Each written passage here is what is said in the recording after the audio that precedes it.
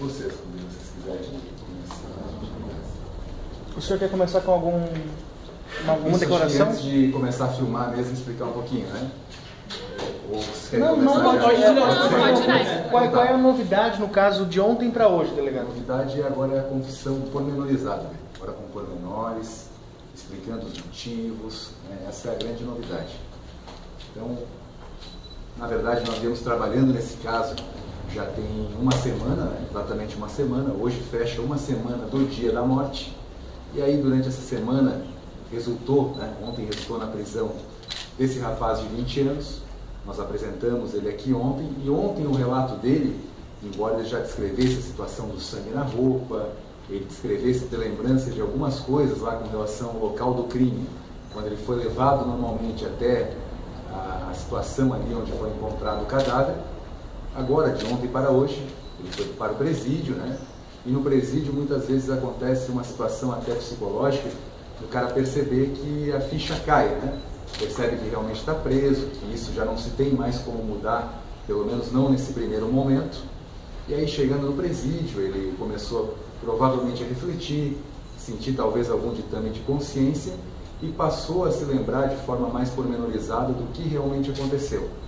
Então ele apresentou um novo relato, os agentes penitenciários trouxeram isso ao meu conhecimento, nós fomos até o presídio e lá, de uma forma totalmente livre, totalmente espontânea, muito tranquilo, ele descreveu agora sim em interrogatório, filmado, né, isso tudo no papel, tudo certinho, descreveu como aconteceu o crime. E é sobre isso, na verdade, que eu chamei os senhores, porque havia aquela incógnita, né? Como alguém pode praticar um ato de tamanha violência, com que matou, como fez, como ocorreu. Muito bem. Ele realmente naquela noite, ele afirma agora que se recorda ter ido com o seu carro até a esquina da casa dela, apanhou a vítima na esquina da casa, dali, segundo ele, por um pedido dela, foram até o bairro Congonhas. Chegando no bairro Congonhas, eles começaram a conversar, e lá ele teria estranhado uma situação, porque, segundo ele não teria um contato tão íntimo com ela, tão assim, contínuo, né? A ponto de ela ter feito uma proposta, onde era uma proposta para que ele largasse a namorada e passasse a namorar com ela. Esse é o relato dele, é claro, né? E ele teria levado uma surpresa com relação a isso e teria informado de forma negativa a ela de que isso não ocorreria, que ele permaneceria namorando e tudo mais, até porque no relato dele eles teriam tido uma relação, né, mais íntima, na verdade teriam ficado uma vez há um ano atrás, né, cerca de um ano atrás. E a partir dessa data, somente alguns contatos por WhatsApp, né, por redes sociais, mas não tinham mais saído juntos. Então ele levou essa surpresa, informou para ela que não iria namorar com ela, e aí teriam começado uma discussão. E nessa discussão, né, essa discussão teria evoluído, teriam chegado a um momento já fora do carro, já fora desse veículo Gol, onde teria acontecido uma situação de vias de fato, isso em meio a uma série de gritos, de palavras de calão, tanto talvez de uma parte quanto de outra.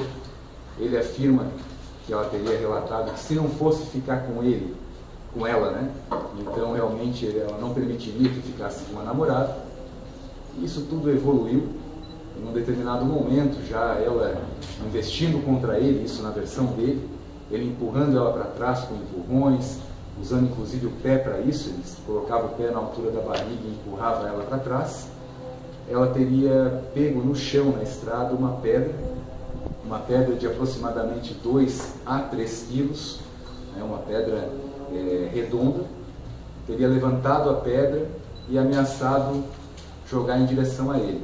Momento que ele teria apanhado a pedra da mão dela, continuado com essa pedra na mão direita. Enquanto isso, a cada investida dela, ele empurrava ela com a mão esquerda, empurrava com o pé, chutava, né? E com essa pedra na mão direita. E aí ela teria ficado cada vez mais exaltada, dizendo que então iria matar ele, na versão dele, né? Iria matá-lo, iria acabar com a vida dele. E num determinado momento, ele desferiu um golpe com a mão direita com a pedra, em direção à lateral da cabeça da vítima, né? Acertou a vítima caiu, levantou de novo, já muito mais exaltada e com razão, né? Imagina uma situação bárbara dessas, e ele teria tomado ali a decisão, segundo ele, por impulso, por agressividade. Ele nem sabe, no relato dele, se ele chegou a raciocinar esse respeito, mas aí ele se abaixou, derrubou novamente a vítima, se abaixou sobre ela e desferiu cerca de 4 a 5 golpes com essa pedra na cabeça, no mesmo ponto onde ele havia acertado o primeiro golpe.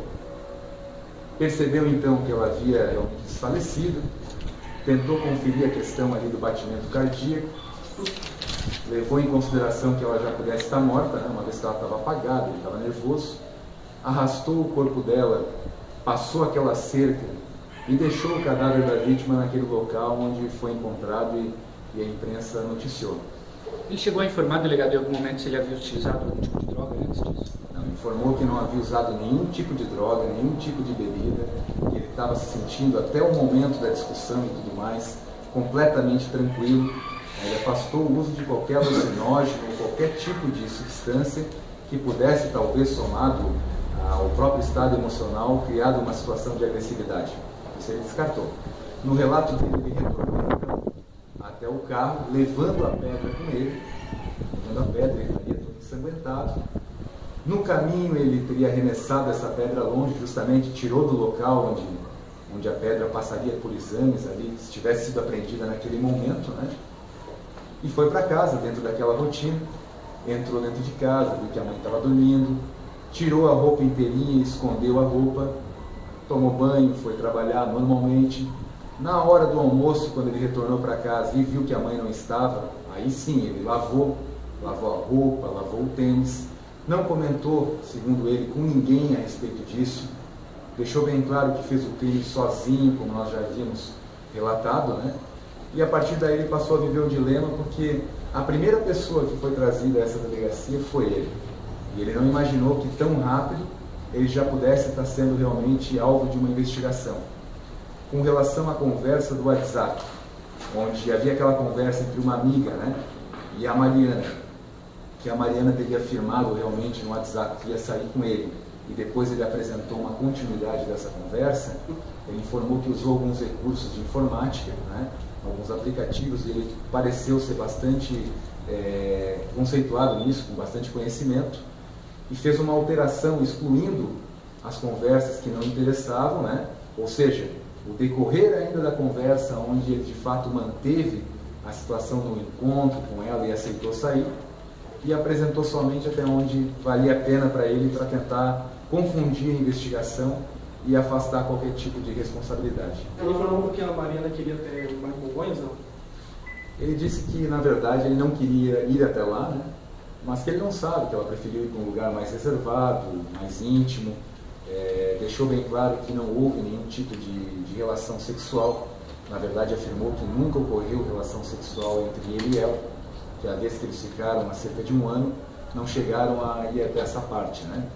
Então, essa é a grande questão, que havia realmente uma dúvida a respeito disso, e que agora nós podemos escrever, com o auxílio dele mesmo também, e dos demais elementos de investigação, para realmente se dizer com certeza, com convicção, que o relato dele fecha exatamente com aquilo que os demais pontos, os demais indícios já conduziam dentro do inquérito, motivo pelo qual nós recebemos o inquérito, o relato dele, prestado com absoluta espontaneidade, como fidedigno e como real. Que crime? O crime... Na noite do crime, ela não chegou a ir à Laguna, porque existia possibilidade. Não. Direto da casa dela já foi para Congonhas. Ela não esteve em Laguna. Nós temos as filmagens que mostram realmente que saiu próximo da casa dela e foi direto até a Congonhas. Essa questão do originais, Laguna, isso tudo, foi mais uma coisa que nós tivemos que realmente ter toda uma dificuldade para descartar, porque surgia principalmente em redes sociais. E isso é muito complicado, né? Muitas vezes até a prova testemunhal surgem pessoas que dizem que parece que viram, aí você traz aqui e já fica, não fui eu, fulano é que parece que viu, né? Então isso realmente está afastado e não aconteceu. Essa confissão foi feita hoje lá no presídio. Ele já está encarcerado. Ele está encarcerado. Ontem ele confessou já uma boa parte, aquilo que eu descrevi para vocês.